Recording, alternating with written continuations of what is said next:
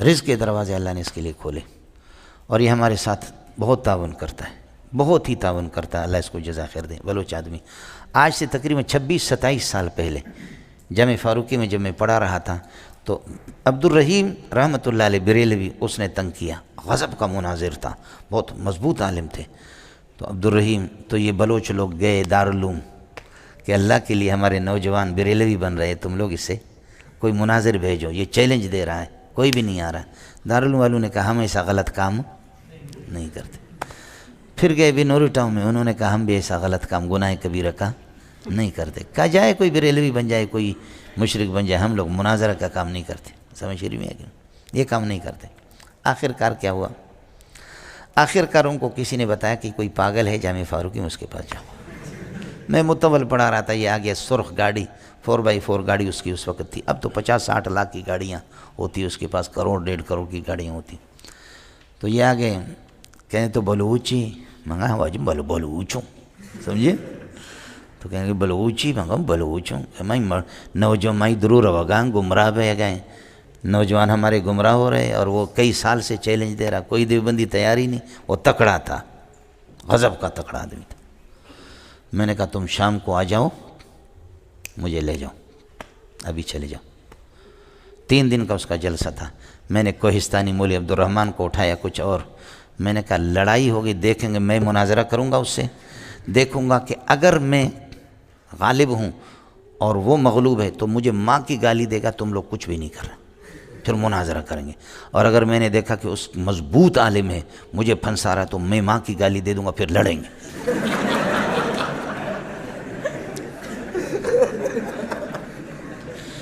اس لیے کہ بھاگنے سے لڑنا بھی بہتر ہے نا، اپنے مسلک کی بدنامی۔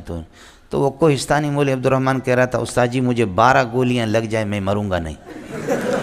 اور واقعتاً یہاں جامعۃ الرشید کے جب گاڑی پہ بم سے اڑایا گیا تو 1-2 بندے مرے، باقی زخمی بے ہوش ہو گئے، اور وہ خون میں لت پت ہو گیا، لیکن وہ مرا نہیں، اس کو وہ دوسروں کو اٹھا رہا تھا۔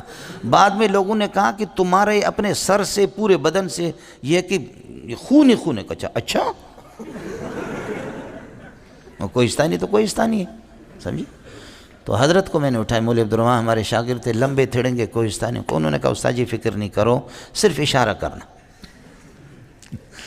تو ہم لوگ گئے وہاں، صلاۃ الحاجت ہم نے پڑھی، کتابیں میں نے اٹھائی، گاڑی میں ہم لوگ وہاں گئے۔ صلاۃ الحاجت پڑھنے کے بعد میرے رب نے جو ہے نا اس پر ایسا روب بٹھایا، ایسا روب بٹھایا کہ وہ تیار نہیں ہوا۔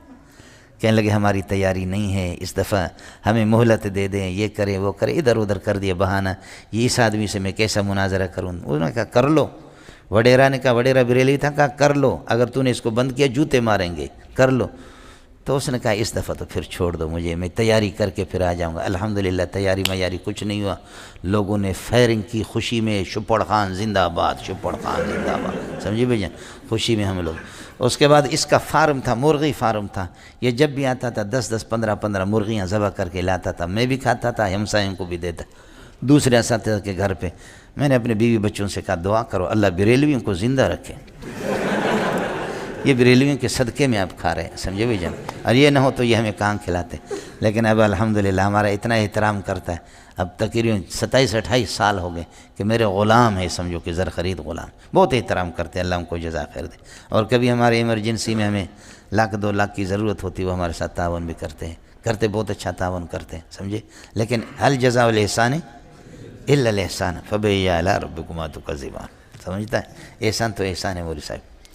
تو حضرت پھر عجیب بات ہوگی،